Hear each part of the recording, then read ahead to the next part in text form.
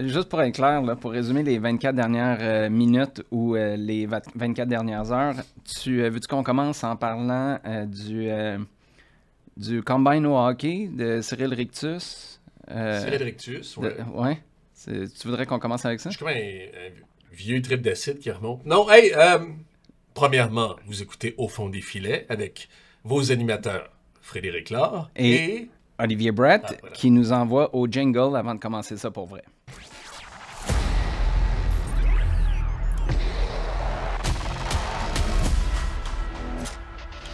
Au fond des filets.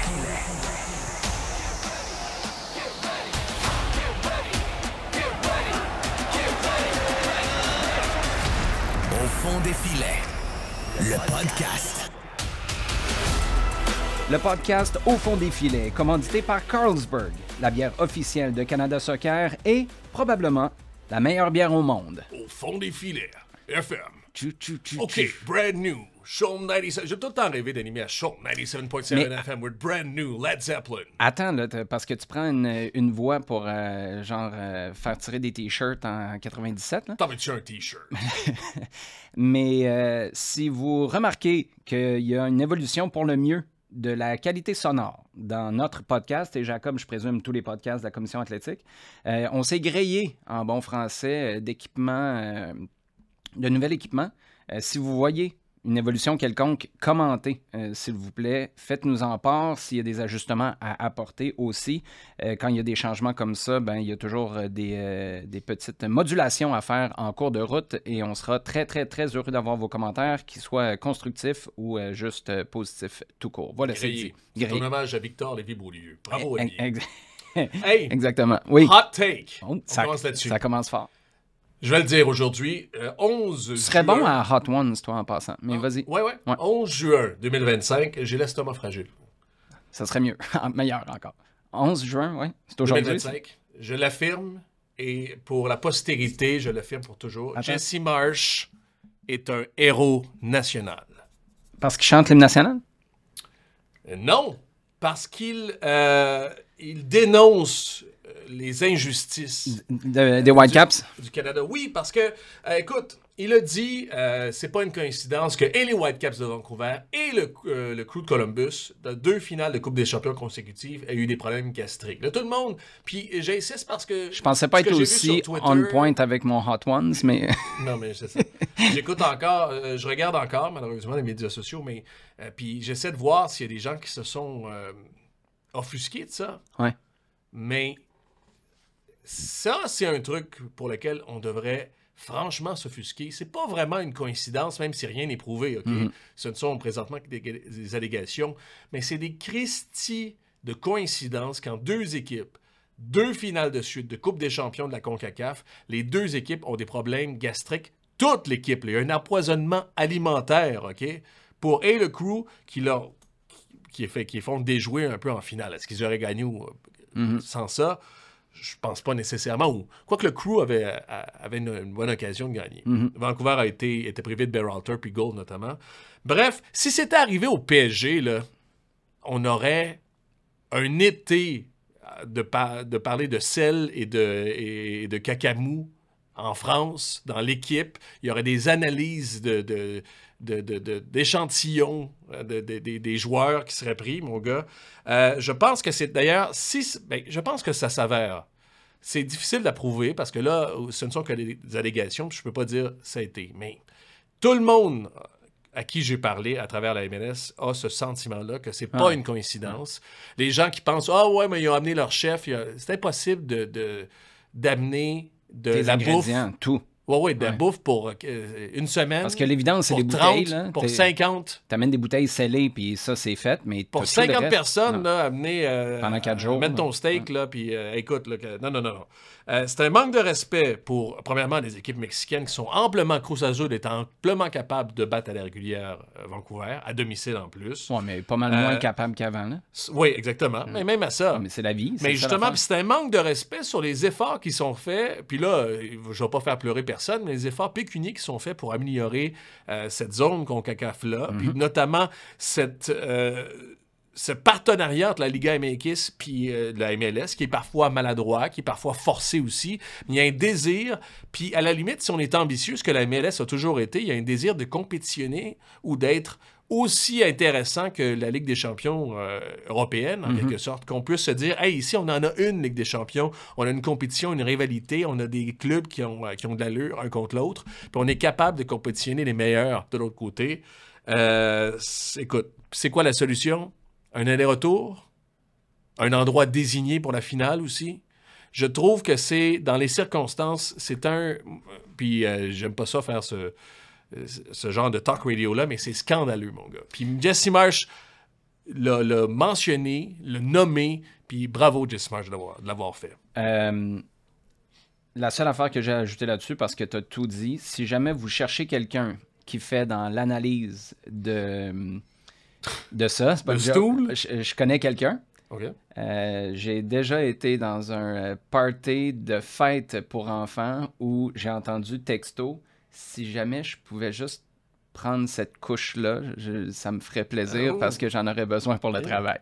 Voilà, c'est un des moments les plus weird d'anniversaire que j'ai eu de toute ma vie. Bon, écoute, on commence avec quoi? Là, ça tire dans tous les sens. C'était une trêve internationale, mais ça a bougé au CF Montréal aussi. Il y a des rumeurs de transfert, il y a du mouvement dans les bureaux. Imaginez sortir sans pantalon. Pas top, hein? Mais naviguer sur Internet sans VPN, c'est un peu pareil. Vos infos personnelles sont à découvert. Mais pas de panique, Surfshark est là. Surfshark, c'est bien plus qu'un simple VPN. C'est votre passeport numérique pour un Internet privé, sécurisé et sans frontières. Bloquez pubs agaçantes, trackers et logiciels malveillants en un seul clic. Pas besoin de choisir entre votre téléphone, tablette ou ordi, parce qu'avec Surfshark, tous vos appareils sont protégés, sans limite. Toute la famille est couverte et l'antivirus y est inclus. Essayez-le maintenant sans risque avec notre garantie satisfait ou remboursé de 30 jours. Surfshark VPN, la liberté et la sécurité numérique dans une seule appli. Cliquez, installez, respirez. Entrez le code BPM Sport avec un S lorsque vous faites le paiement. Rendez-vous sur surfshark.com/BPM Sport.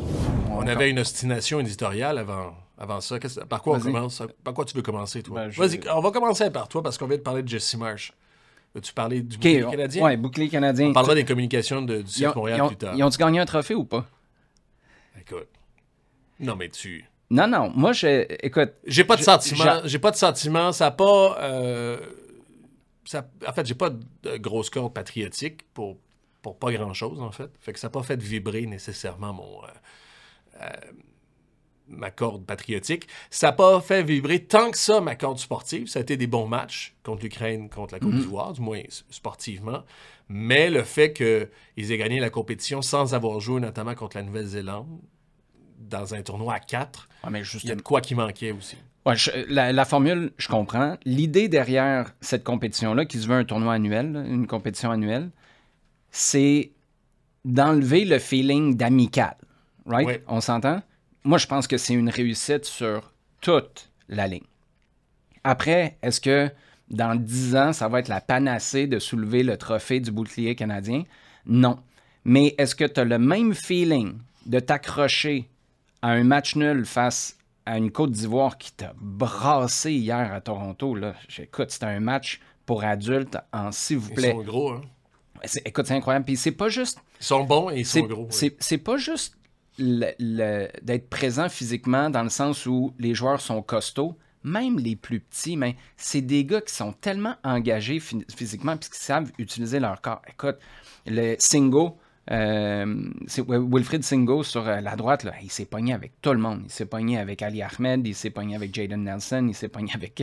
puis t'avais Kessié au milieu de terrain qui a foutu le trouble dès le début du match. Là. Il est passé des crampons d'enfant. Non, mais c'était extraordinaire. Moi, je pense pas que tu as un match qui ressemble à ça. Tu n'as pas la moitié de cette compétition-là s'il n'y a pas un trophée à la fin. Puis je comprends là, que ce trophée-là, là, ce ne sera pas le premier que tu vas mettre. Ça va toujours rester la Gold Cup en 2000. Puis la Gold Cup, si tu la gagnes cette année, je l'espère.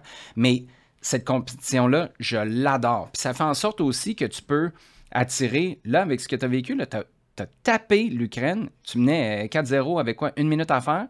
Ça, c'était le week-end dernier. Tu finis par gagner 4-2. T'es ultra naïf en fin de match. Quand tu vois tes John Buchanan qui jongle un peu, puis il a été super bon dans ce match-là, mais il jongle un peu dans la surface de réparation, finalement, fait une main parce que le ballon est mal dégagé. Ça, là, à la Coupe du Monde ou à la Gold Cup, tu le payes cash, là, puis tu rentres à la maison. C'est la différence entre sortir de ton groupe ou pas. Je pense que, sans parler d'un pressure cooker, là, le bouclier canadien, ça met une pression vraiment supplémentaire qu'un match amical un peu quelconque. Je l'aime beaucoup, moi, cette compétition. Et en plus, tu as été capable de te préparer avec 2 matchs, là où dans un an, aujourd'hui, jour pour jour, demain, tu vas commencer ta Coupe du Monde. J'ai adoré ça. Weird de chez Weird, par contre, que la Côte d'Ivoire soit super heureuse d'avoir gagné au tir au but, puis à côté, tu as Luc de Fougerolles qui prend un des pénaltys les plus weird de l'histoire du Canada, mais qui est super content parce que tu viens de gagner le trophée. Écoute, dans la catégorie, tout le monde en repart avec un petit cadeau. C'est difficile de trouver. C'est très canadien. Oui, je l'avais pas vu de même. Oui, t'as raison. Pour tout ce que tu viens de dire, oui. Puis je rajouterais à ça, pour une fois, le Canada est moteur. Pour une fois, le Canada, tu as l'impression qu'on fait quelque chose. Ça se passe chez nous. On s'est pas ramassé avec l'équipe B de la Slovénie pour un match de préparation pour la Gold Cup. Le Suriname. Oui, c'est ça. Puis pour ça, bravo. Puis il y a peut-être, j'espère qu'on a dégagé des profits, mais je sens... Puis j'ai l'impression aussi qu'il y a d'autres nations qui vont se dire « Hey, l'an prochain... » Non, mais je veux participer à ça. Oui, surtout que avec la Coupe du Monde. Puis on cherche des façons, justement, de profiter de la Coupe du Monde, puis que ça fasse boule de neige. Ça aussi, c'est très canadien. Bravo pour ça. Maintenant, la Gold Cup, ils ont Honduras, le Curaçao, pas la liqueur, l'équipe, le pays. Ils jouent en bleu aussi. Ils jouent en bleu, oui. Puis le Salvador. Ouais. On est rendu à un bout où on doit avoir des attentes, puis le Canada doit finir premier de son groupe. Ou ça t'importe peu? Non, moi, le groupe, ça, je m'en balance. Comment tu... Ben, je m'en balance pas, dans le sens où tu te fais expulser un gars... On est des commentateurs sportifs, là. C'est quoi... Si on avait 24 heures sur 24, si on avait un 110% faut que tu fasses la finale. Canada... Finale? Ben oui. Okay. Non, moi, c'est à ce point-là, oui? Ben oui. Écoute, t'es Kings of CONCACAF, là, pour vrai, puis là, t'as plus de compétition. Tu te prépares pour la Coupe du Monde l'an prochain. Pour moi, passer la demi-finale de la Gold Cup est l'équivalent de sortir de ton groupe à la Coupe du Monde. Ah, OK. À l'échelle continentale, c'est là que t'es rendu. En 2021, t'es tombé face au Mexique en demi-finale. Ça a été catastrophique en 2023, mais ça, rappelle-toi, c'était John Herdman qui se plaignait des conditions. Il n'y avait plus d'argent. Tout le monde partait en grève à gauche et à droite du côté des hommes et des femmes à Canada Soccer. C'était un échec monumental face à une équipe des États-Unis qui, plus le temps passe, c'est une catastrophe, eux autres. 4-0 face à la Suisse, en tout cas. Mais pour moi, il faut que tu sois en finale de cette... De cette compétition-là. Tu as fait la petite finale de la Copa América l'année passée. Il faut que tu sois en finale. Puis peut-être que les circonstances vont faire en sorte que tu dis, écoute, demi-finale, avec le recul, peut-être que tu es super bien préparé pour la Coupe du Monde l'an prochain. Mais avant de commencer, là, je comprends que tu parles Alphonso Davies. OK. Mais tu as de la qualité dans ce groupe-là. Puis honnêtement, tu as des jeunes qui arrivent pour pousser un groupe qui est déjà jeune. Je ne m'attendais pas à voir cette compétition-là. Kyle Larin... C'est intéressant de la profondeur. Profondeur. Et puis surtout en défense. Quand tu regardes Luc de Fougerolles, j'ai fait une blague avec son... C'est lui le grand gagnant. Hey, es-tu bon, lui, un peu? Puis c'est un très petit échantillon. Là. Il y a 2 départs en carrière. Le premier, c'était contre l'Ukraine en fin de semaine. Le deuxième, c'était contre l'Ukraine en fin de semaine. Le premier, c'était pour le match de la 3e place à la Copa América l'an dernier. Il est entré en fin de match. Hey, son tacle, j'oublie c'était sur qui, c'était pas... Je vois pas. C'était à droite, là. Hey, mais il met le pied, il explose. Le gars. Il a 19 ans, mais il est fait comme un bœuf. Puis, il a de la qualité balle au pied. Son penalty trahit peut-être autre chose, là, mais je l'aime vraiment beaucoup. C'est des gars que tu n'attendais pas pour le groupe de l'an prochain. Grosse réussite. Mais après, là, let's go. Puis il faut que tu choisisses. Jesse Marsh commence à avoir une job pas mal plus compliquée à choisir un 11 de départ aussi. À ce point-là? Ouais. Tu fais jouer qui? Où? En attaque, tu fais jouer qui? Moi, c'est le milieu de terrain. Hier, notamment, c'est le milieu de terrain qui m'a un peu... Eustachio Koné, OK. Mais Osorio, tu le fais-tu jouer? Non, mais non. Il est sur le banc, Osorio. Là. Il est encore là en 2026. Là, tu parles de Gold Cup ou je me parle Non, je te parle de là, de la Gold Cup. Non, mais Eustáquio est là. Eustáquio demeure le meilleur. Oui, mais c'est ton capitaine. Là, Puis moi, j'ai beaucoup aimé Koné par moment. Là. Quand ça se... T'sais... Mais Koné, si ça se décoince... Non. Si ça va vite, puis si... Il est super bon. Là. Mais si... Il y a une couple de séquences hier face à la Côte d'Ivoire. Quand il part puis il brise les lignes, Ismaël Koné est phénoménal. Il reste encore jeune aussi, mais en même temps, il est gros talent, extraordinaire talent.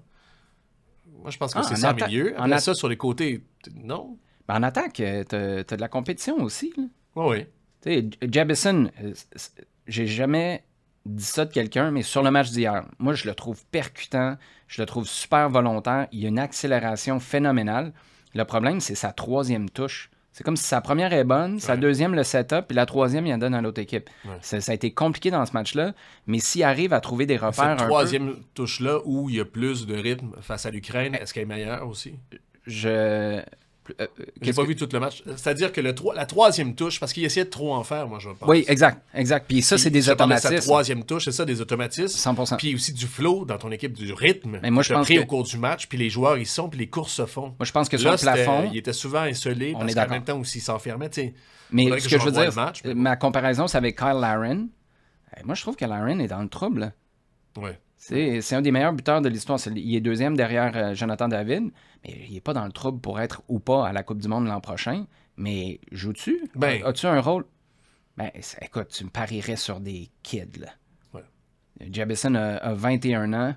Tu laisserais ton deuxième meilleur marqueur. Le problème, c'est... Est-ce qu'il s'améliore? Est-ce qu'il est transféré? Parce qu'il n'a pas joué. Il a joué à peine quelques minutes, mais Olawashi'i, il y a des stats en MLS, puis ça va bien. C'est pour ça que je te dis, t'as un casse-tête avec des gars établi. Kyle Larin, oui, c'est un des meilleurs buteurs de l'histoire, mais la réalité, c'est que je pense qu'il a marqué un but à ses 16 derniers matchs en équipe nationale.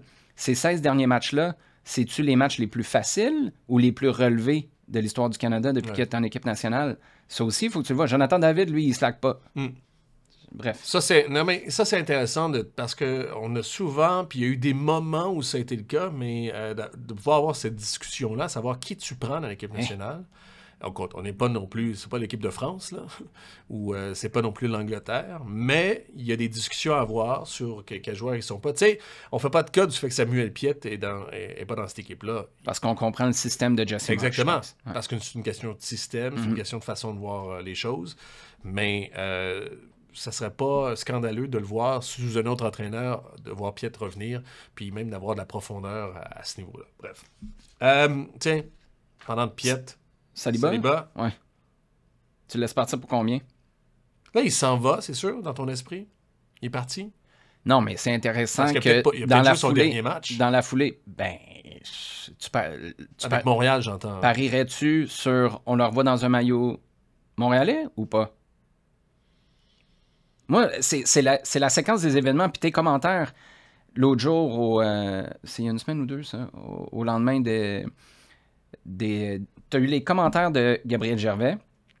Après ça, tu as eu... Le lendemain, la rumeur sort. Tu as des rumeurs de... En fait, il y a des rumeurs pour Ibrahim et Campbell. C'est ça. Puis là, après ça... On a rajouté une couche avec Saliba. Tu as Nathan Saliba. On ne sait pas où il s'en va. Il y a pas mais on est certain qu'il part. Il s'en va. Puis là, tu entends que ce serait Anderlecht ou Olivier Renard est directeur sportif pour 3,7 millions d'euros. C'est ça mais c'était ça le chiffre qui tournait, si je ne me trompe pas.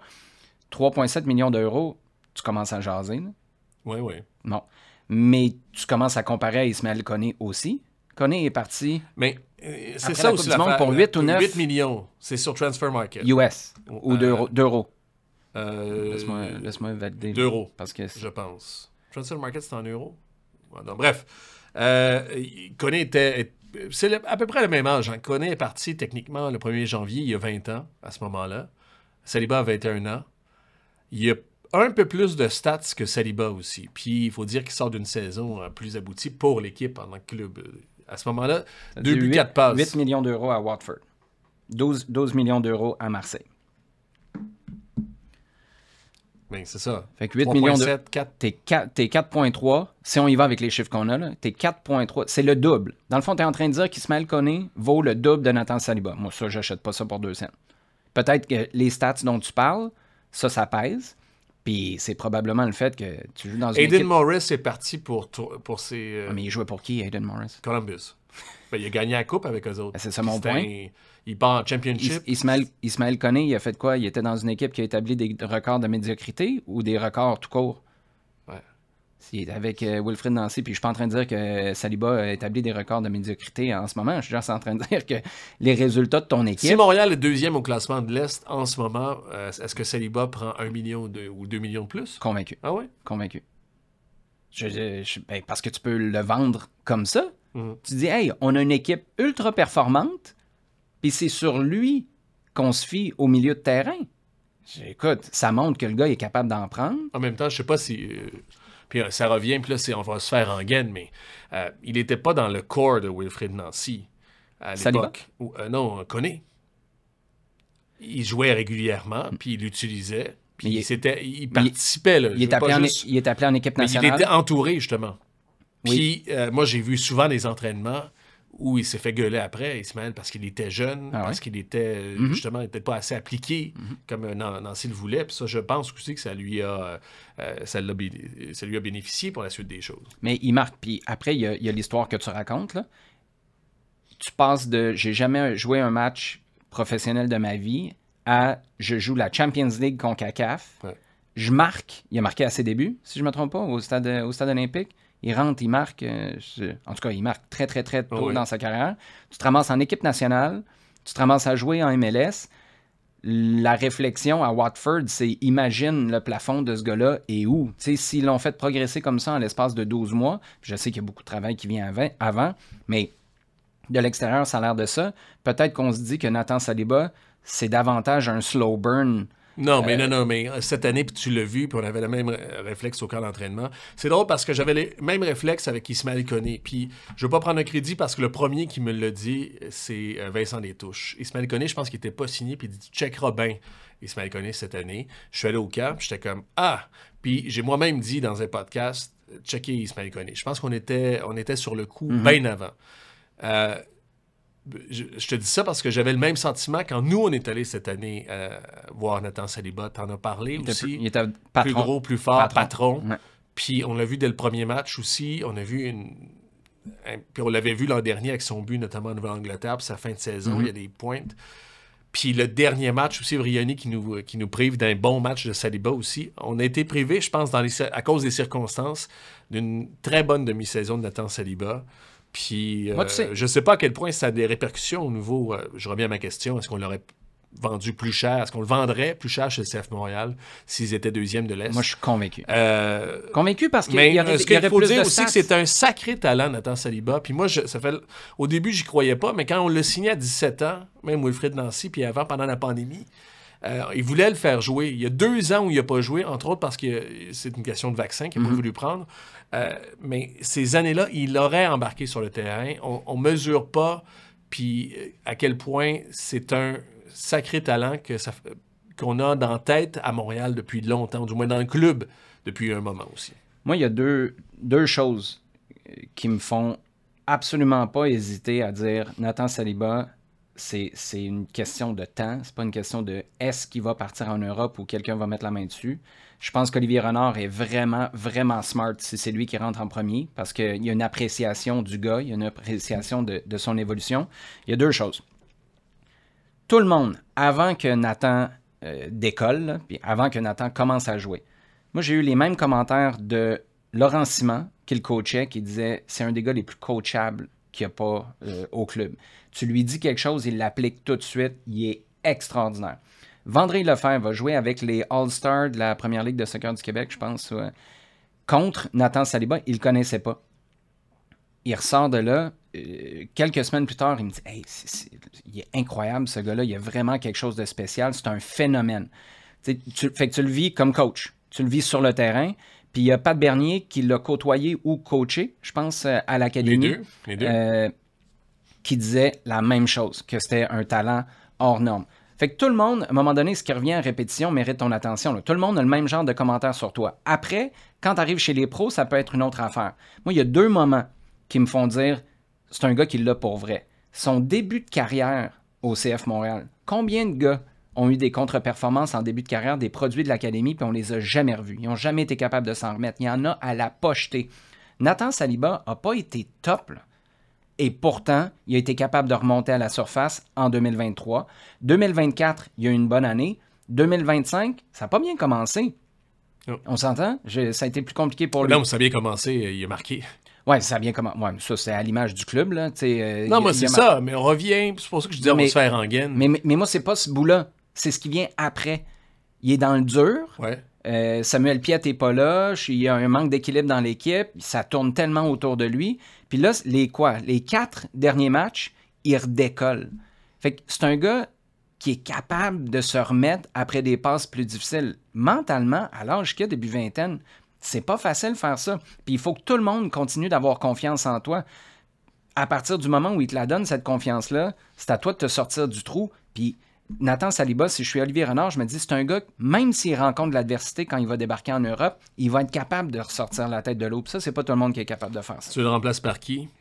S'il part, c'était le CF Montréal. Joel Waterman.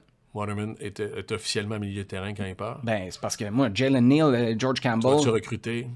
Ben, tu vas peut-être recruter... Ben, oui, tu vas recruter, mais tu vas recruter des vétérans. Tu vas, à un moment donné, Alessandro Biello, il va débarquer un jour. Attends une minute, moi, je vais te parler d'Alessandro Biello, parce que c'est Pat Bernier, je pense, qui en parle. Mm-hmm. On en a parlé ici. Il joue pas en CPL. Tant qu'à pas jouer en CPL, moi, viens pas jouer à Montréal. C'est pas... Puis on parle de logique, d'entourage, de circonstances, puis tout ça. C'est pas parce que tu joues pas en CPL que t'es pas capable de jouer quelques minutes aussi en MLS. C'est pas les escaliers de Marco Donadel. Non, puis tant qu'à pas jouer, entraîne-toi avec le groupe. Exactement. Tant qu'à t'entraîner en CPL, entraîne-toi à Montréal. Ça, c'est un. Ah ouais. Puis moi, s'ils le font pas jouer là-bas, on va le forcer, nous autres, puis on va le faire jouer. Parce qu'ils ont besoin de ça, CF Montréal. Ouais, puis envoie... Biello, Alessandro Biello, il peut très bien, dans cette saison 2025, prendre quelques minutes aussi. Moi, prêt, pas prêt, il est capable d'être avec ce groupe-là. C'est il y a un mois, il y a 6 semaines peut-être que tu as commencé à faire les calculs là, mathématiques, puis tu as dit, là, les séries, guys, je veux dire, on peut rester accroché à ce rêve-là, ça fait du bien parce que ça garde de l'espoir, mais dès ce moment-là, moi, je t'ai dit, on fait quoi? Biello, pour moi, c'est le symbole là, de prends ces minutes-là, elles sont précieuses, est-ce que tu vas essayer de les mettre davantage sur l'autorie, puis essayer de le ramener, lui, dans un poste qui est clairement pas le sien? Joel Waterman, c'est un dossier différent. À court terme, c'est l'autorie. Ouais, mais l'autorie ou Alessandro Biello? Je veux dire, à moyen terme, tu gagnes... Moi, je suis prêt à ce que tu ramènes l'autorie pendant quelques matchs, mais j'aime beaucoup mieux monter Waterman. Waterman, j'ai hâte de voir, lui, son évolution. Parce que Campbell, Neal, si les deux sont là, les deux sont en santé, tu mets personne d'autre, là. C'est ta défense centrale. Et avec Piette et Waterman, devant ces deux jeunes-là en défense centrale, t'es quand même bien protégé. Moi, ça me parlerait. Est-ce que les 4 millions US que tu reçois sont réinjectés? 3,7 millions d'euros, c'est juste 4 millions US. Non, j'imagine ça. On n'est pas au pair. Donald, il n'y a pas... Au pair? Non, je sais pas, moi. Euros? Continue, je vais m'occuper de ça. Là. Non, mais attends, je vais te poser ma question, puis je vais faire la recherche après, OK? C'est 1,15. 1 euro équivaut à 1,15 $ américains. OK. Donc, j'arrondis. Ouais. Il y a je pense que les règles de la MLS... Ça reste. Il y a des gens qui ne savent peut-être pas, mais sur un transfert, exemple, de 4 millions, il y a au moins 1 million qui est reversé en gamme, c'est-à-dire qu'il revient directement à la Ligue. La Ligue le redonne à l'équipe directement, obligé que ce 1 million-là est dans l'effectif. Okay? C'est ce qu'Olivier Renard Parce que c'est pas de l'argent de Monopoly, c'est du vrai cash, mais c'est juste que la MLS se force, ou du moins force les équipes à réinvestir. À l'utiliser dans les... Fait que tu as 1 million de plus de gamme. Fait que tu as 3 millions discrétionnaires, plus ou moins. Avant, il y avait aussi... il fallait que tu remettes dans ton académie. Il y avait d'autres postes de dépenses qui étaient obligés par la MLS. Mettons qu'il y a un surplus de 2 millions. Là, enlève 1 million pour Hey, toi, tu nous passes ça des millions, hein? Hey, on n'est pas à 1 million près. Écoute, il va en avoir des plats de charcuterie. L'extra se retrouve-tu dans le budget de cet été? C'est ça ma question. Ben, écoute. Si je suis un amateur, est-ce que j'ai le droit de penser de même? C'est ça ma question. Ben oui. Puis si t'es le CF Montréal, t'es mieux de communiquer ça comme du monde. On reviendra aux communications après. Mais moi, ce que je me suis dit en voyant Nathan Saliba passer de... Il n'y a pas d'offre. il se passe rien. Pourtant, là, c'est pas comme si c'est l'an dernier. Mais il y a eu des offres en janvier. Je sais, il y a eu des offres, mais on les a balayées du revers de la main. C'était des offrettes. Avec raison. Des petites offres. Puis, c'était peut-être justement des offres dans les eaux d'1 million que tu es obligé de remettre. Fait qu'il n'y a il n'y a pas de upside Pas d'extra. pour le propriétaire. Non, mais tu viens de le dire. De toute façon, 4 millions, c'est le minimum. Là. Ah, pour Nathan Saliba, avec les comparables. Au talent qu'il y a. Là où je veux en venir, là, c'est que tu peux pas être pris les culottes à terre en ce moment en faisant « Ah, wow, ça fait 1 an qu'on dit ici qu'il s'en va en juillet. » Pour moi, c'était clair. Le seul point d'interrogation, puis il y a des auditeurs qui nous l'ont fait remarquer, c'est en début de saison quand il y avait pas il enchaînait pas des bons matchs. Là, il vient de redécoller, surtout si c'est pour être Olivier Renard qui le connaît. Tu dis « OK, let's go, on le fait. » Mais cet argent-là, est-ce que c'est l'argent dont Gabriel Gervais parlait quand il a dit « on nous donne plus de liberté », le conseil nous a donné plus de flexibilité puis des moyens supplémentaires pour cet été? Parce que ça devient un détail qui n'en est pas un. On garoche des chiffres là, n'importe comment. Tu parles d'un surplus, mettons, de 2 millions pour Nathan Saliba. Mettons qu'on avait offert 1 million, on va être ultra conservateur, 1 million de plus. Ça fait 3 millions, on s'entend? Les 2 millions de Saliba, 1 million. Je te suis, là. Plus 1,7 million dont Gabriel Gervais a parlé. C'est 4,7 millions? Bon. Mais achète quoi avec ça? Mais est-ce que c'est ça ou les 2 millions de Saliba n'existent pas? Non, mais tu as raison, mais tu demandes beaucoup de transparence. Qui a autant de transparence, même dans les grands clubs, qui a autant de transparence sur le montant du budget? Oui, mais t'es pas obligé de dire « on va le faire », mais le faire, ça va crever les yeux. Ça va crever les yeux. Ouais, peut-être. Tu signes 2 gars à 2 millions cet été, quand tu fais pas ça souvent, là. Puis oui, laisse filtrer combien ça a coûté. Puis t'es pas obligé de le dire officiellement, puis t'es pas obligé de rentrer dans les détails quand tu fais ton point de presse pour annoncer, je sais pas, un Belge à 2 millions, puis un Français à 2,5. Encore là, on garoche des profils parce que je pense que c'est dans la foulée de ce dont on va parler tantôt. Ça, je pense que c'est important parce que dire on a plus de marge, puis là, tu as Nathan Saliba qui est vendu en plus ou Nathan Saliba, c'est la marge dont tu parlais. Parce que si Nathan Saliba, c'est la marge dont tu parlais, tu n'as pas plus de marge, tu as juste vendu un gars. Right?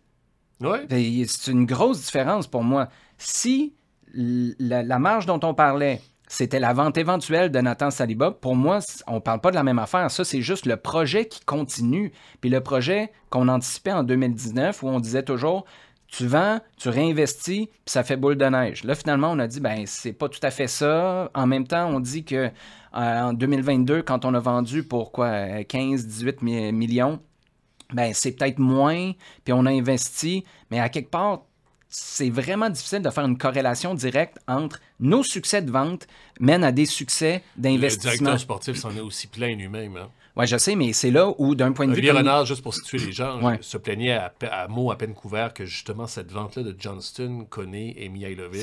C'est pas revenu dans son travail. Mais le club donne quand même des exemples de gars qui ont été achetés, mais c'est comme si c'est à la pièce, tu sais, des Opoku, des Yankov. Puis je comprends que peut-être, mathématiquement, toi, tu as l'impression d'avoir fait un gros effort. Dans les yeux du public, par contre, je ne sais pas si ça passe par un profil plus... Je pense que ça passe par des joueurs plus établis. Il n'y a personne qui a remis en cause la volonté d'investir quand Joseph Martinez a signé pour 1,3 million. Tout le monde a eu le même réflexe. OK, tu ne payes pas les 4-5 millions que ça t'aurait coûté il y a 5 ans pour Joseph Martinez, mais tu es quand même all-in avec un gars à l'échelle de 2024, avec un gars qui a été MVP de la Ligue. Ça faisait vibrer les gens. Un Yankov, un Opoku, c'est tous des projets. C'est là où ça va être intéressant. Es-tu capable d'investir dans un gars qui n'est pas un projet, un gars qui est capable de t'aider là, tout de suite, en 2025? Je pense que là, ça change le message que tu envoies à ton public. Je m'étais mis ça en note parce que tu parles de Koné, puis ça me trotte dans la tête pendant que tu parles, tu sais. 8 millions pour Koné. Moi, je trouve que Nathan Saliba, s'il part dans les eaux, puis même un petit peu au-dessus que de Aiden Morris, du coup de Columbus. Puis c'était 4. Aiden Morris, c'est pas le même. C'était 4, c'était 3,7 à peu près. 3, si je me rappelle bien, je l'ai dans mes notes. Mais ça sera le juste prix en quelque sorte. Oh oui. Mais pour moi. Puis l'autre chose, c'est est-ce que tu gardes une portion du prochain transfert? Aiden Morris, d'ailleurs, tu sais, Aiden Morris est allé en championship Attends, je l'ai ici. Ouais, mais ça, Ouais, c'est... 3,73. Mais ça, c'est traite parce qu'en championship, ils ont plus d'argent parce qu'ils prennent le pari de signer des gars à un prix championship qui est pas le prix Premier League parce que de la minute que tu as un club de Premier League qui s'approche de ton client, boum, tout d'un coup, ça vient de monter de 2 millions. C'est peut-être pas la même chose en Belgique, mais moi, 3,7 pour Nathan, oui. Puis, tu sais quoi? Ça fait, je pense, moins mal à cette équipe-là que si George Campbell partait pour n'importe quoi. Ouais. C'est sportivement, là, puis Nathan est super bon. Je pense juste que tu es capable de boucher ce trou-là plus facilement que tu es capable de boucher le trou de George Campbell en défense. OK. On parle-tu des coms? On est-tu rendu là ou il y a autre chose avant? Sure. Tu là-dessus, t'avais un point sur le recrutement? Non, on y reviendra après. On parlera du match des filles au Stade Saputo après face à Haïti qui a été top. On va être dans la partie technique et très affaires internes du CF Montréal. Je ne sais pas si les gens qui nous écoutent, je pense que il y a les gens quand même qui un nous gros écoutent nous impact sur les intéressent. affaires externes. Oui, exactement. Oui, quand time. même. Parce que en même temps, puis je pense que ceux qui nous écoutent sont des fans invétérés du CF Montréal, du moins du soccer ici. Il y a eu des changements comme importants. On a annoncé, c'est officiel, c'est envoyé par courriel, le directeur des communications du CF Montréal, Patrick Vallée. Vous avez ce nom-là est sûrement revenu parce que ça fait quoi, 20, 22 ans qu'il est avec l'équipe, tout de même? Je pense qu'il était là, Claude Robillard. Oui, je pense qu'il était là. Ça fait vraiment très longtemps. Il a consacré beaucoup de temps et d'énergie à cette équipe-là. A été, du moins, il est parti. On va dire ça comme ça, parce qu'il n'y a rien d'officiel. Puis, je sais pas comment ça s'est passé. Exactement. Puis Samia Chébert aussi, qui était depuis quelques années VP au marketing et aux communications. Est-ce que ça a été confirmé, ça, ou elle a juste disparu depuis? C'est pas une blague là, que je fais. Elle a Ça a juste été confirmé disparu par, du site web. Je pense que Max Truman a dit que ça a été confirmé. OK. Voilà. Elle est disparue du site web aussi. Oui, ben, je veux dire, ça peut pas être un accident. Là. Sinon... Puis, en fait, j'ai parlé à des gens, puis peut-être commencer là-dessus, d'ailleurs. Je parlais à du staff la journée de cette journée-là, puis c'est normal. Mais ce que j'ai trouvé, c'est qu'il y a vraiment une stupeur. Les gens ont été shakés par ça. C'est pas simple. Puis, j'insiste, ça fait plusieurs, vous allez me trouver peut-être flagorneur, mais il y a du monde qui travaille fort, travaille bien. C'est pas facile de travailler dans une entreprise sportive où, tu sais, on parle de brand souvent, on parle d'image de marque, là. T'as beau avoir une belle image de marque, tu souffres des résultats sportifs. Le meilleur exemple que je donne souvent, puis je vais peut-être donner ici au podcast, c'est le Cosmos de New York. À l'époque, celui qui possédait la marque, quand il n'y avait pas d'équipe associée à ça, faisait plus d'argent. Il voulait pas la vendre parce qu'il dit, moi, je veux pas que le Cosmos est en deuxième division, le Cosmos de Pelé est en deuxième division, puis souffre les hauts et les bas d'une saison ou de plusieurs championnats, ça va atteindre ma marque. Ça sera aussi luxueux. Je veux juste vendre des vestes à zipper vertes. Exactement. Puis, quand on fait Cosmos, Pelé, pas une victoire, 8 défaites, 3 matchs nuls en deuxième division américaine. D'ailleurs, parlant du Cosmos, pour faire un lien avec les communications, shout-out à Tristan D'Amour, qui est un fan invétéré du Cosmos de New York. Pat Vallée, d'ailleurs, ceci dit, faut lui rendre ça, il était toujours... moi, j'étais à CIBL quand j'ai commencé à couvrir... Aux ventes? CF Montréal. Entre autres, pour de vrai, j'ai fait des ventes. J'étais un des rares rémunérés à CIBL, les gens pensent C'était un des rares à vendre. Oui, mais j'ai fait des... j'ai fait des très bonnes ventes. C'est des qualités. Ils voulaient me garder comme vendeur. C'est des compliments. Mais j'avais mal au ventre, justement, quand je faisais des ventes. Ah oui. Ah non, mais c'est pas un cold caller. En tout cas, tu t'essaieras ça, mon gars. Bonjour, c'est Frédéric Laure. Salut! Il était très accueillant. Je vais juste dire ça aussi. Je vais juste dire ça avant de commencer parce que c'est quelqu'un qui quitte un emploi après une vingtaine d'années puis il était là au quotidien de cette équipe-là. On est d'accord. Ça laisse quand même une genre de croiser des chemins ou un vide ou appelle ça comme tu veux pour repenser les communications, tu sais, parce que ça, c'est un truc. Moi, j'ai toujours essayé de... Ouais. Je peux-tu t'interrompre? Excuse-moi. Je sais que je fais ça régulièrement. Non, mais c'est parce qu'on s'en va vers les idées, on s'en va vers le futur. J'ai souvent dit à ce podcast-là, puis je pense que je dois adresser ça, c'est la graphie anglaise, mais il faut l'adresser, c'est-à-dire que j'ai dit que le CF Montréal est une équipe qui communique mal. C'est pas nécessairement à cause de son marketing, ou en fait sa VP marketing ou son directeur de communication. Là, tu m'as-tu interrompu pour faire le point que j'allais faire, là?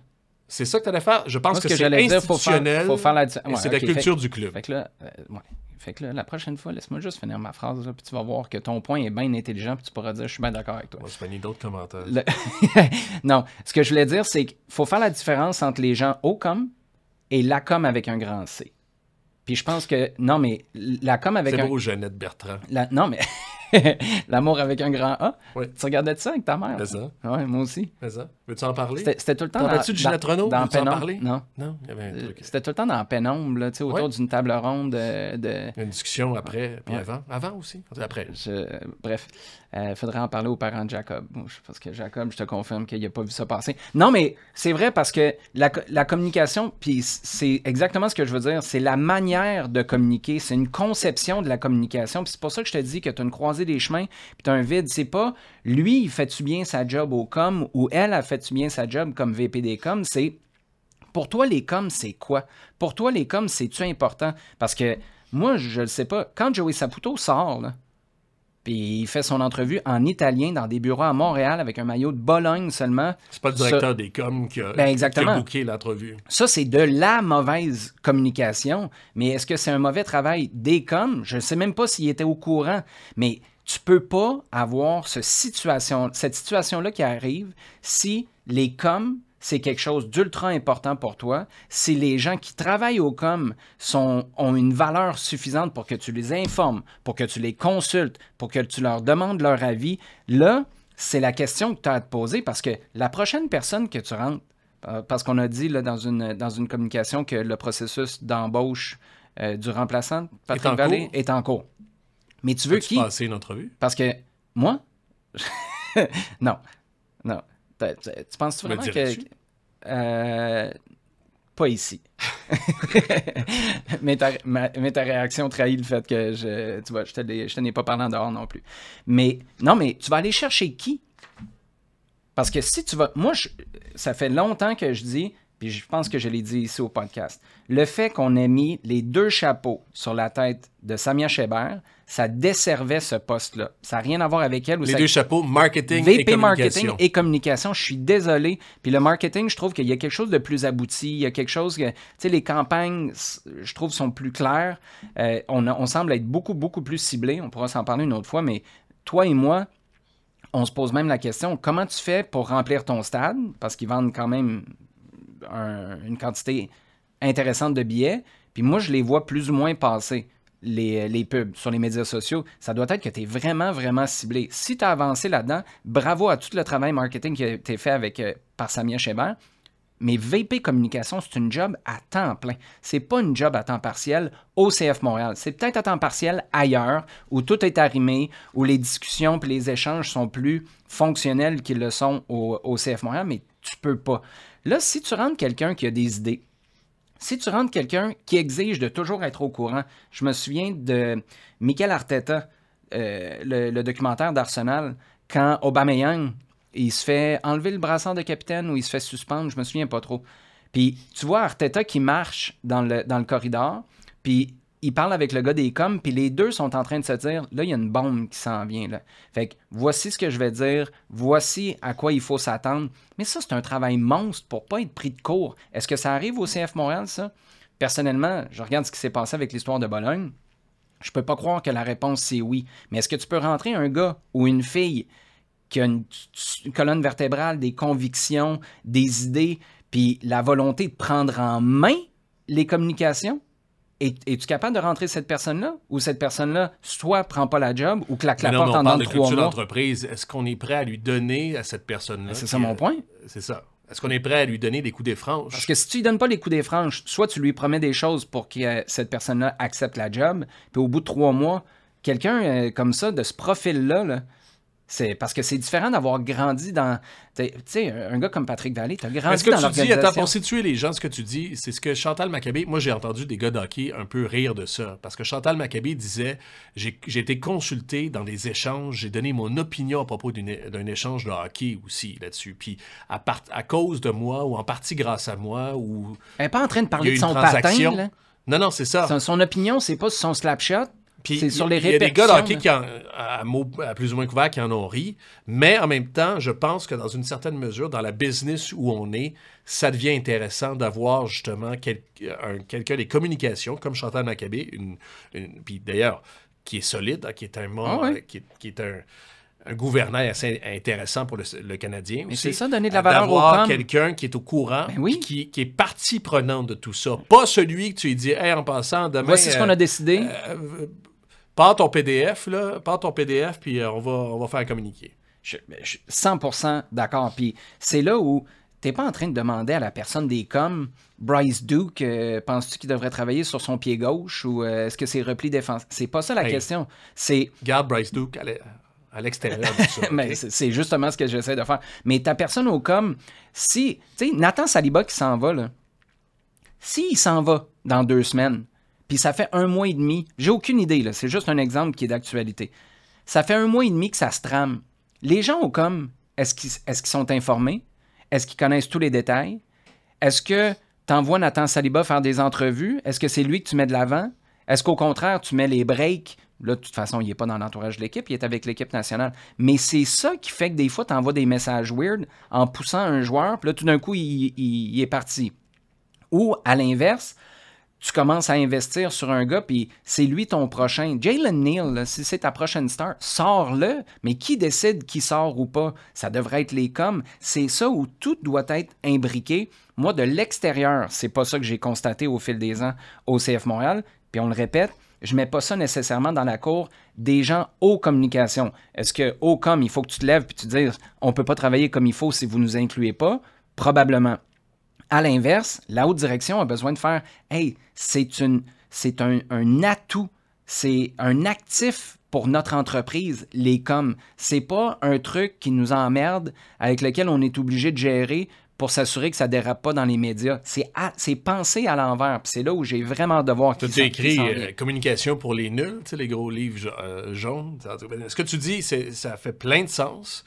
Mais c'est le nez au milieu de la face aussi. Mais c'est très bien que tu le nommes aussi parce que visiblement... Tu t'es fait puncher une couple de fois au fil des ans. Il est peut-être plus au milieu de la face, ton nez. Le mien? Non. Là, j'entends les gens qui nous écoutent et puis qui nous regardent sur YouTube, ils se disent « Fred, toi, tu dois avoir des idées. » À ça, je répondrais « Merci. » Le CF Montréal ne m'a jamais vraiment posé de questions alors que j'ai développé une expertise pendant plusieurs années. D'ailleurs, mon jeune padawan, tu as été à la formation à l'Université Frédéric-Laure pendant 15 ans puis tu veux pas le poste de directeur de communication. Je trouve que mon enseignement est un peu...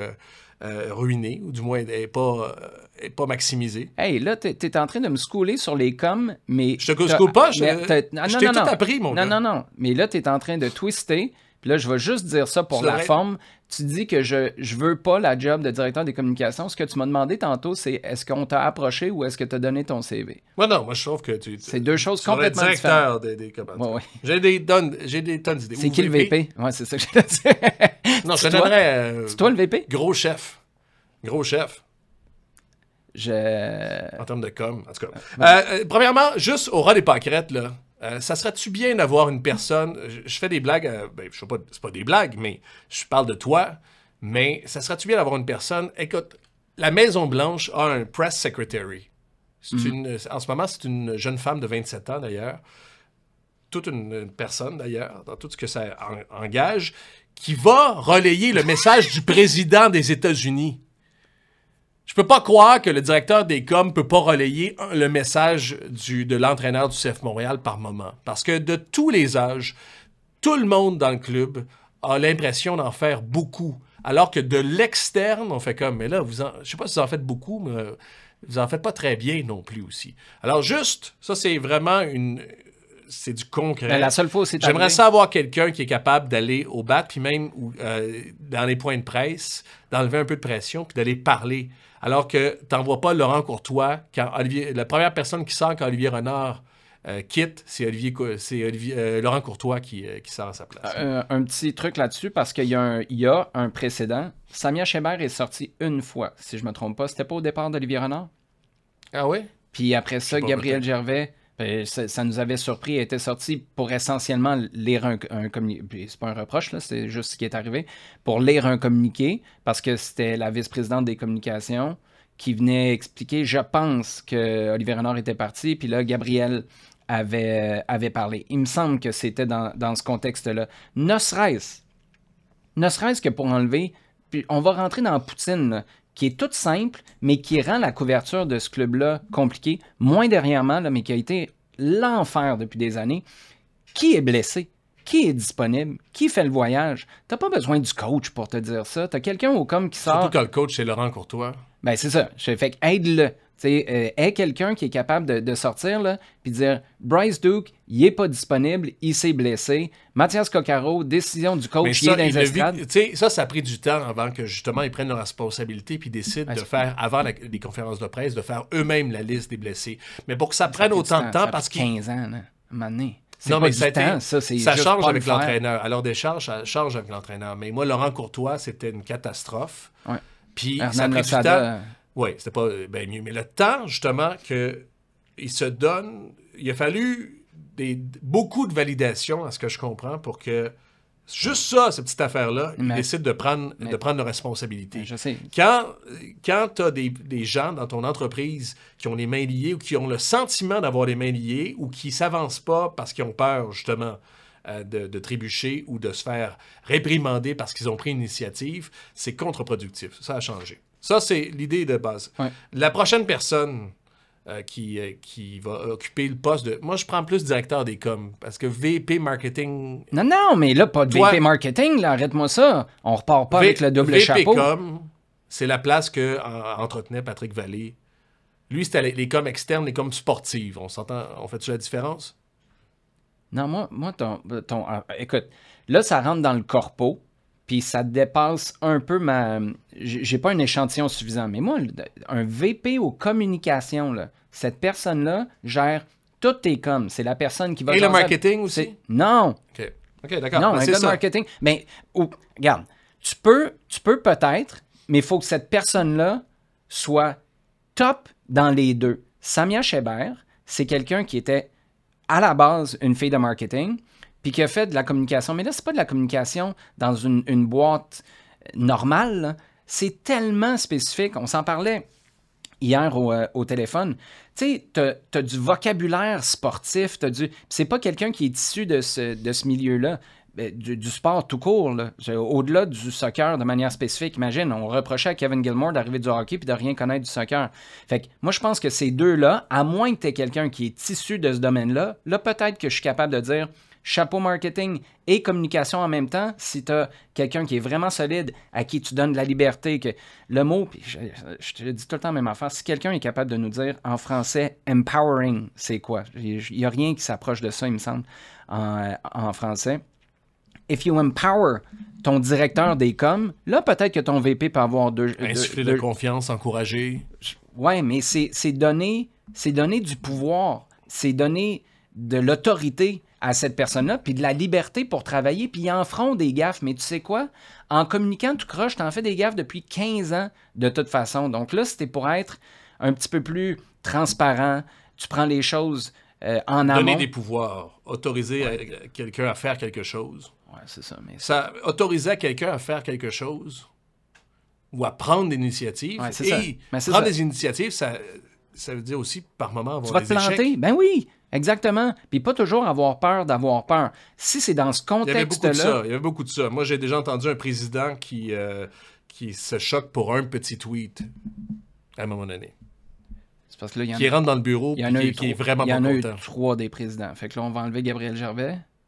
On va enlever Kevin Gilmore. OK. D'ailleurs, en ce sens-là... Je m'attendais pas à ce que tu finisses la phrase. Dans la même idée, là... Quoique Kevin Gilmore avait le fâchage sur le tweet facile aussi, sur le message. Dans la même idée, Pat Vallée, il faut lui donner ça. Moi, ce que les gens me disaient aussi, quand on disait cette équipe-là communique mal, ils disaient, Pat, il est bon à l'interne. Je pense qu'à l'interne, il était très aimé puis très respecté.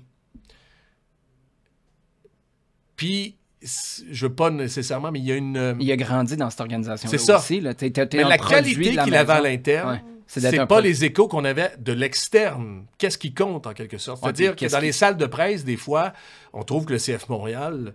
Puis, justement, j'insiste là-dessus, sur la culture d'entreprise. C'est pas le nom de Patrick Vallée. Comment tu le fais. Non, c'est le club. C'est le club. Mais t'es le directeur des coms, pareil. C'est ça. Puis, t'es imputable. C'est ça que je dis. Puis, c'est pas la première personne. Nick DeSantis, il était bon à l'interne. À l'externe, il était-tu tout le temps bon? Nick, c'est drôle parce qu'il y a quelqu'un m'a donné un exemple une fois, puis il a dit Nick, il était incroyable quand c'était le moment de swinger un bat de baseball dans les hautes sphères de l'Impact. Genre un président. Dans les hautes sphères. Okay. Je sais pas ce que... Des gens qui ont beaucoup de passion. Dans les hautes sphères. Quand c'était le temps de commencer à swinger, là, parce que ça allait mal, puis lui, il était extraordinaire pour juste attraper le bat de baseball, le déposer, puis dire, on va le remettre on va dans le case, là, à Steinbrenner. Là, c'est vrai que c'est une qualité à l'interne, mais à quelque part, est-ce que tu peux avancer, est-ce que tu peux grandir à terme quand tu dois te gérer toi-même en opérant comme ça? Fait que c'est là où ça devient...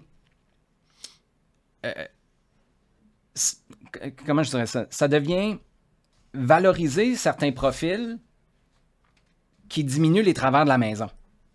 Puis, est-ce que tu veux diminuer les travers de la maison pour qu'à l'externe, ou tu veux juste que la maison s'améliore? Puis moi, je pense que là, c'est une opportunité monstre d'améliorer la maison en embauchant des gens à qui tu donnes de l'autorité, à qui tu donnes du pouvoir, puis qui te font communiquer comme si c'était en 2025. Parce que moi, je reviens à l'histoire de la sortie de Joey. Je suis désolé, c'est une histoire de 2012, hein, de 2013. Tu communiques pas comme ça en 2025 avec toutes les plateformes que tu as, avec toutes les antennes, avec la quantité de gens qui te couvrent. Tu aurais pu faire quelque chose puis packager ce message-là où il y avait vraiment un fond de vrai puis un fond de voici le message que je vais envoyer, avançons ensemble au lieu de justement prendre ton bat de baseball, swinger sur Montréal, swinger sa ville, swinger sur le stade. Puis au final, d'avoir l'impression qu'il n'y a rien de bon. Par cette culture-là d'entreprise, on va l'appeler comme ça, t'a empêché notamment de magnifier une force que tu avais en MLS. Parce que si tu compares Montréal aux autres marchés de la MLS, et je le fais encore, et j'y vais dans les différentes villes. Tu veux dire la couverture? La couverture, Montréal est dans le premier tiers pour la couverture. Quand je t'ai dit, il y a une couple de semaines, que si l'Union de Philadelphie, tu la transposais, si l'Union et où même les Red Bulls de New York, dans leur projet de jeu, dans leur façon de faire, pas débarquent ici, s'ils étaient le CF Montréal, ça fonctionnerait bien mieux à Montréal que dans leur propre marché aussi, parce que Montréal est mûr, Montréal a, je pense, un certain IQ soccer. Il y a aussi un star system bien particulier. Il y a une particularité, une singularité du marché et des journalistes ici. Il faut que le ou la prochaine ou le prochaine directeur de communication soit en mesure de mieux servir puis de magnifier la couverture qu'il y a eu ici puis de s'en servir en étant en 2025, comme tu dis. Mais cette personne-là n'arrivera jamais à faire ça si tu penses pas tu réfléchis pas aux coms différemment que ce que tu as fait dans le passé. Tu considères pas les coms différemment que ce que tu as fait dans le passé. Je veux dire, on n'est juste plus dans le même monde. Puis c'est ça que j'ai vraiment, vraiment hâte de voir. Parce que moi, mon inquiétude... C'est peut-être ça la force des jeunes de 27-25 ans aussi à la tête de ton entreprise. Moi, c'est ce que je leur dis. Tu veux dire d'empowering. De Luca puis Simone. Ouais. D'empowering, les gars, vous savez c'est quoi être en 2025. Vous avez grandi, là, pas seulement dans le club de votre père, mais dans le club, dans le soccer mondial, où on en est à ce moment-ci. Mais toi, t'es quelqu'un en com. Puis tu tripes sur le sport ou tu tripes sur le soccer. Prends-tu une job de directeur des coms au CF Montréal en ce moment? Tu me mets dans une position. Non, mais moi, je te dis, ça passerait par... C'est un peu le même réflexe que Marco Donadel. Je signe pas en bas de la feuille tout de suite. C'est quoi? C'est toujours attractif, une équipe sportive. 100%. Puis parmi les grosses, on a beau avoir des regrets ou des griefs par rapport au CF Montréal, ça reste la deuxième...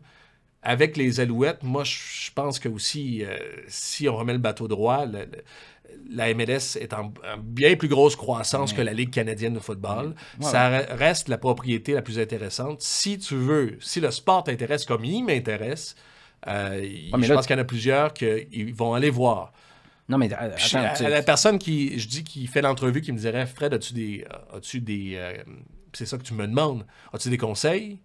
Non, c'est pas tu des conseils.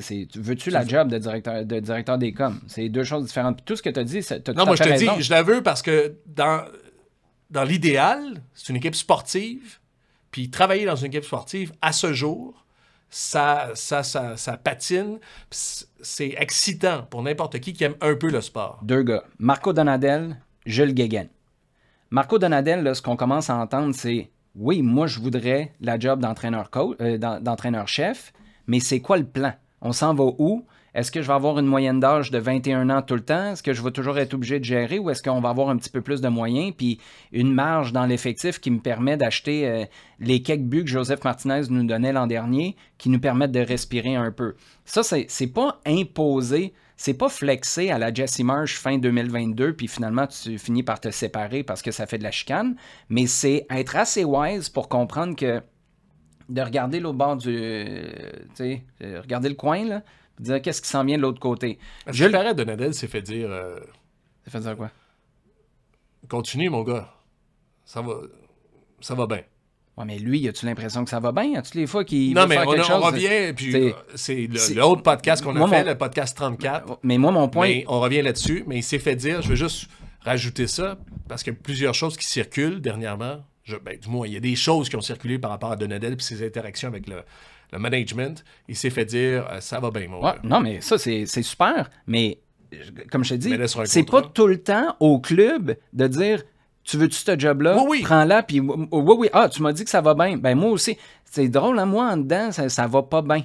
Mais c'était ça à l'époque. Non, mais ce que tu dis, là, moi, je pensais que ça allait changer de façon exponentielle quand ils sont passés à MLS. Parce qu'avant, rappelle-toi, Montréal était dans les différents championnats une des équipes avec la plus haute masse salariale. Ah oui. Si on avait pu comparer... Il était-tu agressif en milieu d'été? Oui. Puis si on avait comparé au niveau de l'argent dépensé, je me demande à quel point, justement, on n'aurait pas trouvé que Montréal aurait peut-être... Et là, c'est des allégations, mais sous-produit. Nous, on aurait pu gagner un peu plus aussi.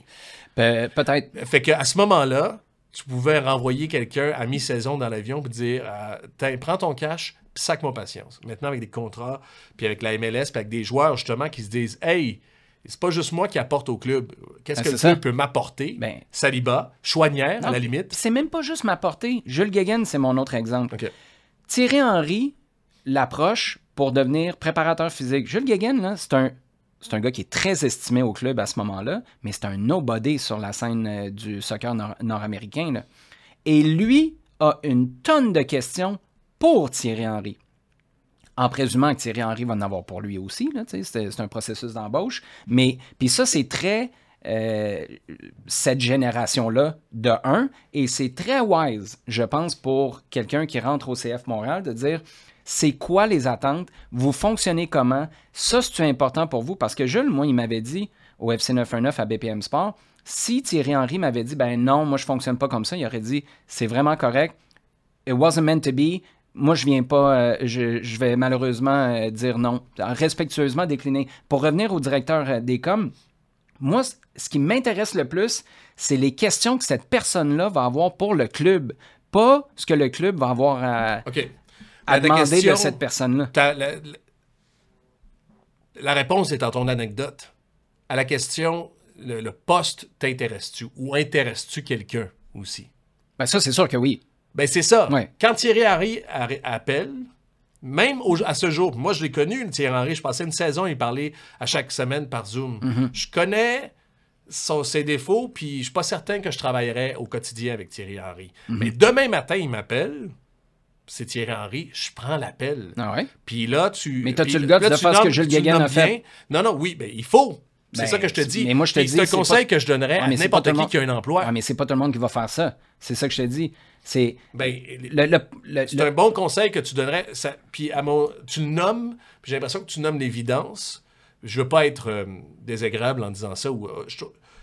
Tu nommes ce que tout le monde devrait faire dans n'importe quel emploi. Oui, mais il faut pas que tu te prennes pour un 7-up flat pour faire ça, puis il faut que tu connaisses ta valeur. Oh, mais si tu rentres là, basé sur l'historique des coms, on répète, avec un grand C, au CF Montréal ou à l'Impact de Montréal, tu te présentes là, tu te prends pas comme un 7-up flat, puis tu dis au monde que toi, tu veux être informé. C'est absolument essentiel que tu sois consulté. Ça veut pas dire qu'on est obligé de t'écouter, mais il faut que tu sois consulté, que tu fasses partie de ces interactions-là. Puis à partir du moment où les membres du conseil, ou Lucas Saputo ou Gabriel Gervais dit quelque chose, puis toi, t'es pas d'accord, On est tu sur le la même dis longueur d'onde. fort, puis tu t'attends à ce qu'on t'écoute pour vrai. Là, t'es ailleurs, là.